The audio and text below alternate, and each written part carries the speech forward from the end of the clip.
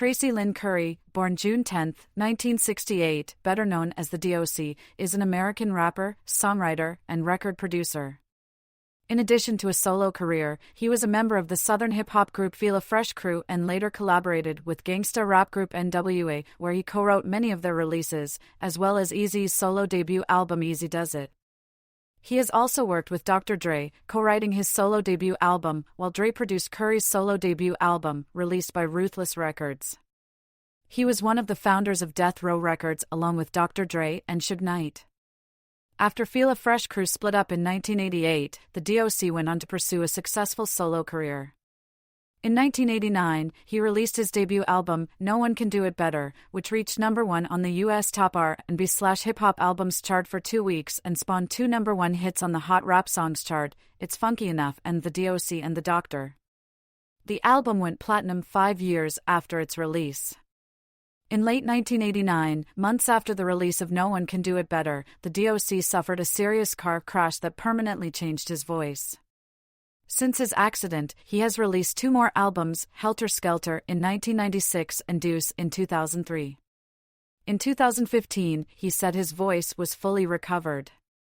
In 2024, he received a Grammy Lifetime Achievement Award as a member of N.W.A. He showed up to the ceremony to accept the award along with Ice Cube, MC Ren, DJ Yella, and Lil Eazy-E. Early life and education. The D.O.C was a natural, by far the most gifted rapper I have ever heard. You can talk all you want about Slick Rick or Rakim. The D.O.C's machine gun mouth takes the title. No one could do it better. Jerry Heller on the D.O.C.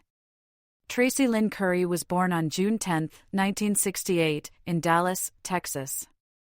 As a teenager, Curry began his career as a member of Fila Fresh Crew, a hip-hop trio that originated in Dallas, Texas. While in the group, Curry was known as Doc T. Career. Fila Fresh Crew. In 1987, Fila Fresh Crew had 4 songs featured on the compilation album N.W.A and the Posse, which featured various other artists. The same 4 tracks would later appear on the group's album Toughest Man Alive, which was released in 1988. Though the album would produce 3 singles, the group disbanded not long after its release. By this point, Curry had moved to Los Angeles and become acquainted with members of N.W.A and Ruthless Records. Ruthless Records and No One Can Do It Better. Curry would begin using the name The D.O.C after he was signed to Eazy-E's Ruthless Records. The D.O.C contributed lyrics to N.W.A's debut studio album, Straight Outta Compton, and performed the opening verse on Parental Discretion is Advised. Curry also wrote for Eazy's debut studio album, Eazy-Duz-It, and co-wrote Keep Watchin' for Michelle Le's self-titled debut album. In 1989, the D.O.C released his solo debut, the Dr. Dre produced No One Can Do It Better. The album was very well received by critics and sold well, peaking at number 20 on the Billboard 200 for 2 consecutive weeks. By 1994, the album reached platinum status. AllMusic gives the album a 5-star rating and describes it as an early landmark of West Coast rap as well as an undeniable masterpiece. No One Can Do It Better produced 5 singles and 5 music videos. Automobile crash and moved to Death Row. In November 1989, 5 months after the release of No One Can Do It Better, Curry was involved in a near-fatal car crash. Driving home from a party, he fell asleep at the wheel and his car veered off the freeway. Curry, who was not wearing a seatbelt, was thrown out the rear window, slamming face-first into a tree. His injuries required 21 hours of plastic surgery, and he spent 2.5 weeks in the hospital. He could not speak for about a month, and he was left with a different, raspier voice. In a 2015 interview with DJ Vlad, Curry stated that he was under the influence of alcohol and cannabis and was actually pulled over before the accident, but the police let him go. The D.O.C continued to write for N.W.A and contributed lyrics and minor vocals to their 1990 EP 100 Miles and Runnin', where he co-wrote all the songs except for Just Don't Bite It and Commercial, and their final album Niggas for Life. The D.O.C was the guy that came up with those great stories. He was probably the single most influential person in gangsta rap. Dick Griffey, CEO of Solar Records, on the D.O.C. In 1991, the D.O.C. left Ruthless Records along with Dr. Dre and Michelle Lo to sign with newly founded Death Row Records. The D.O.C. also used his talents as one of the writers for Dr. Dre's debut solo album The Chronic, contributing to the tracks Nothin' But a G-Tang, Lil Ghetto Boy, A Nigga With a Gun, Lyrical Gangbang and Bitches Ain't Shit. He also appeared on the skit track The $20 Sack Pyramid. He is referenced by name in Nothin' But a G-Tang, and appears in the song's video as well. The liner notes to The Chronic say, "I want to give a special shout out to the D.O.C. for talking me into doing this album." His name is mentioned by Snoop Dogg in the intro of the album. Peace to the D.O.C., still making it funky enough.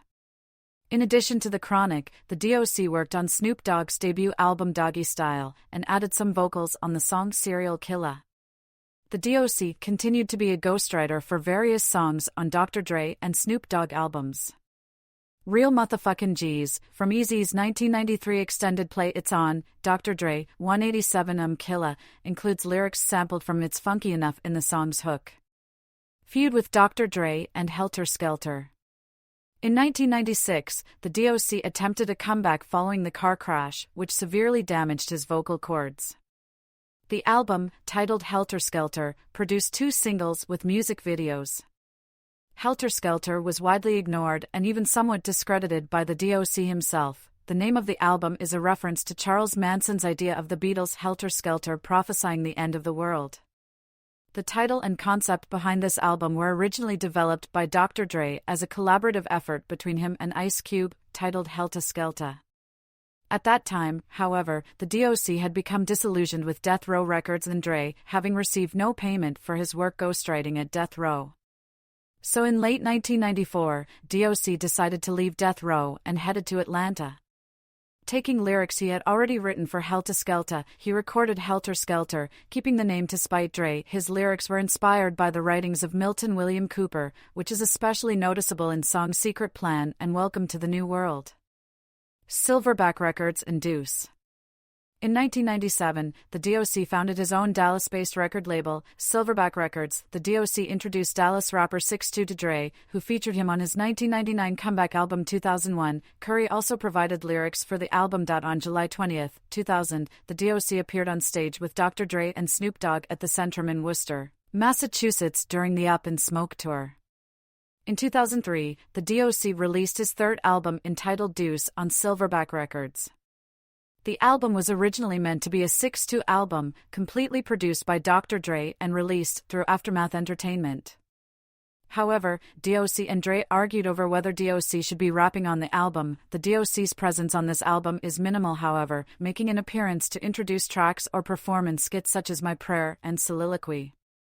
The only single released from D.O.C. was The Shit, which features former N.W.A members MC Ren and Ice Cube, along with Snoop Dogg and 6ix2.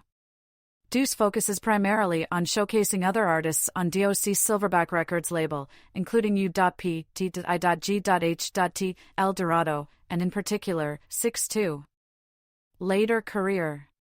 The D.O.C. wrote lyrics for Snoop Dogg's album The Blue Carpet Treatment. In December 2006, the D.O.C. revealed that he was working on his 4th album, entitled Voices Through Hot Vessels, and stated that it would be released after Dr. Dre's upcoming 3rd album Detox, which was scrapped in favor of 2015's Compton. In a May 2008 interview, the D.O.C. stated that he and Dre were working on the album, explaining, "There is an album, and you got the title, but that's also because that's the title." Dre likes.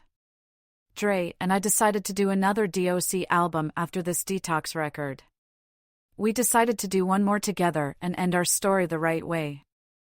After the release of the biopic Straight Outta Compton, the D.O.C. revealed that his natural voice had returned if he had concentrated, and that he recorded new music, although he was not ready to release anything yet.